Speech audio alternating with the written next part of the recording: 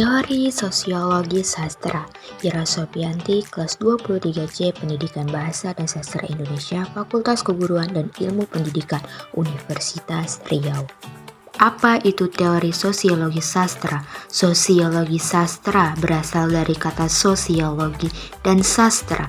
Sosiologi berasal dari bahasa Yunani, yaitu kata sos yang berarti bersama, bersatu, kawan, teman, dan kata logi atau logos yang berarti sabda, perkataan, perumpamaan.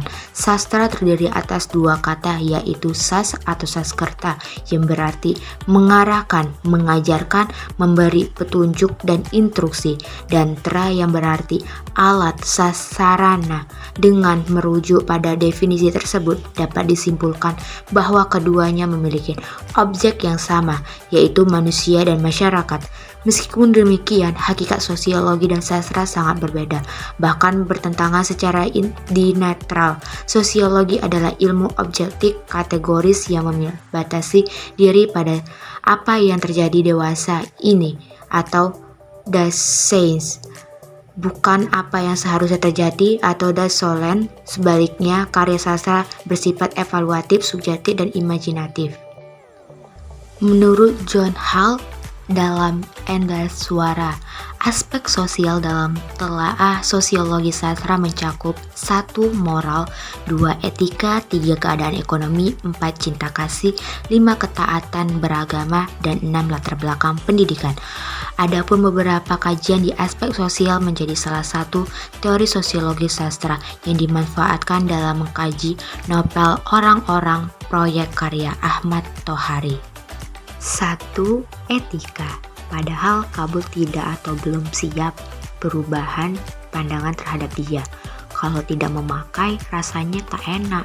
Pantaskah uluran tangan seorang teman yang sudah sekian lama bekerja sama disepelekan?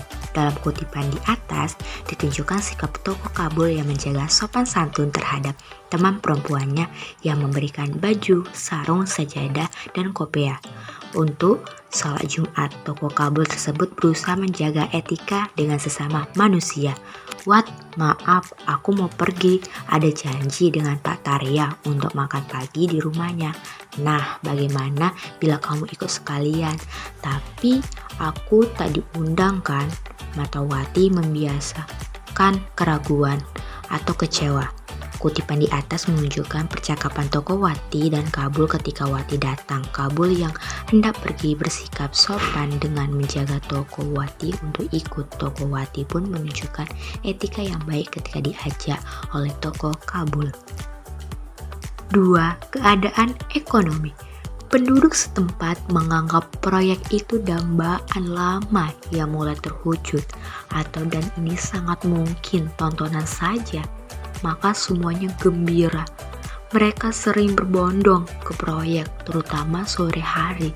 Meski sekedar untuk melihat sesuatu yang baru, semua orang merasa mendapat hiburan atau harapan. Kecuali Paman Marta Satang, lelaki yang sudah belasan tahun mengoperasikan rakit penyeberangan dekat tapak proyek, yakin mata pencariannya akan hilang bila jembatan sudah selesai dibangun. Untung kesedihan Paman Marta Satang sedikit berkurang karena anak lelakinya bisa ikut bekerja sebagai kuli batu proyek. Kutipan di atas dapat menunjukkan bahwa latar belakang ekonomi penduduk kampung tersebut adalah tingkat menengah ke bawah karena ada ungkapan tersirat bahwa dengan adanya proyek, seluruh penduduk mendapatkan pekerjaan menjadi kuli. Hal itu bisa dilihat dari kalimat untung. Kesedihan Paman Marta Satang sedikit berkurang karena anak lelakinya bisa ikut bekerja sebagai kuli batu proyek.